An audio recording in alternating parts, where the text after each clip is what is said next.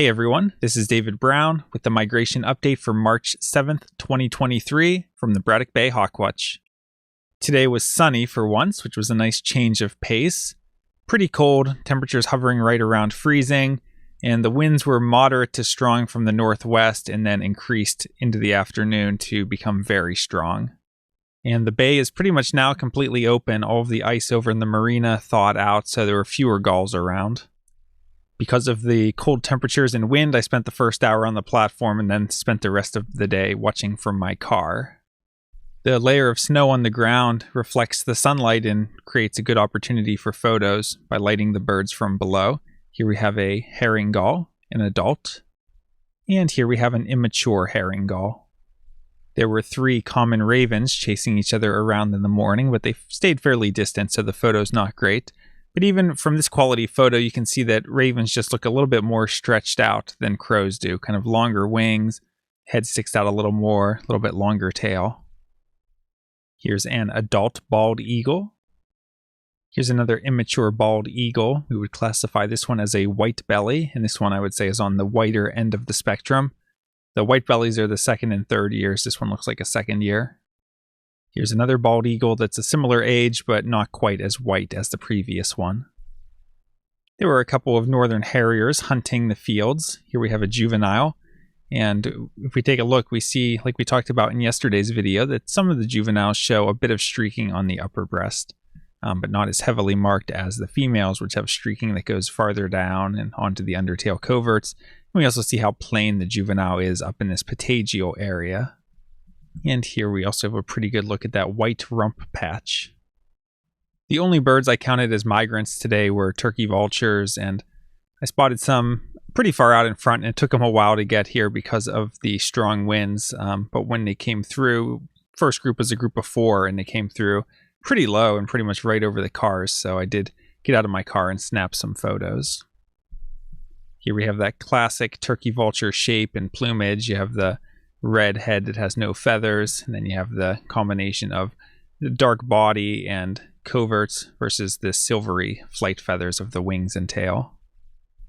And one more look at a turkey vulture, and one general rule of thumb is that the stronger the wind, the more of a V the turkey vultures hold their wings up into.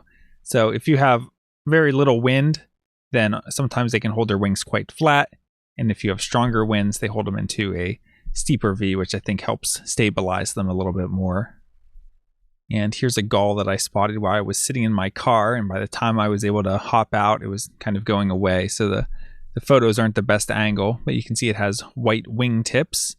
So I believe this is an Iceland Gull. And actually, on the video, I think it was from the second, I had shown some photos of a gull, and I said I thought it was in Iceland, but looking at it more carefully and talking with some people, the consensus seems to be that that other one was actually a glaucous gull. It's kind of a frustrating identification to have to do. You get these gulls in flight where you don't really have them in direct size comparison with other gulls. So sometimes you'll get kind of a poor look at them and you can't distinguish very easily between Iceland Gull and glaucous gull. Whereas if they're standing on the ice with other gulls, if you have herring gulls for size comparison, and you can see things like how the wing tip length compares to the length of the tail. They're pretty easy to identify, but in flight it can be really frustrating because you know that you have something good, but sometimes you can't be 100% sure which species it is. If we take a look at the eBird checklist for today, you see I had 31 species, so a little bit lower today just because it was with the wind, it was harder to scan through the ducks to try to get every single species, and not a whole lot of songbird activity. So sometimes on these windy days, we have lower species variety for those reasons. And if we look at the HawkCount report, the only migrants for the day were 12 turkey vultures. If we take a look at the forecast for tomorrow, it's looking overcast with a chance of snow flurries or snow showers, high just above freezing, and I think that's in the afternoon, so it's be maybe 28 or so degrees in the morning. So chilly day. Winds northwest at 10 to 20, makes it even colder. So be sure to bundle up if you come out. Sure, we'll see a little bit. Again, we won't have that sunshine, but at least the winds won't be overly strong like they were today. So I think we'll have an all right day tomorrow, but might just be a little bit uncomfortable with the wind and the temperature. For Thursday, it's looking cloudy with a high of 33.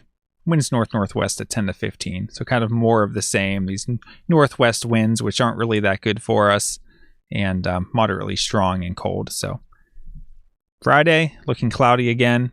Temps in the low to mid 30s. Snow possible in the afternoon.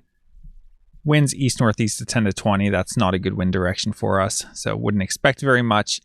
Plus, there's an inch of snow that they're forecasting, and I think that starts in the afternoon. So anyway, looking ahead, next few days and then even beyond, there's not really any obvious days that are looking fantastic. Ideally, we want southwest winds, and there's just none coming up, not even any westerly winds. Everything's northwest, north. So might be a little while until we have a good day.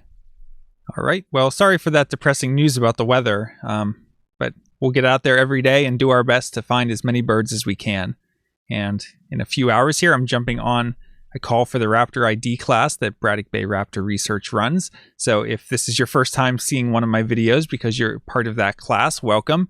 I make these daily videos talking about what I see each day at the Braddock Bay Hawk Watch and talking about how to identify the birds. And welcome and come along on this journey with us. From Lyco Birds, this is David Brown. Thanks for watching.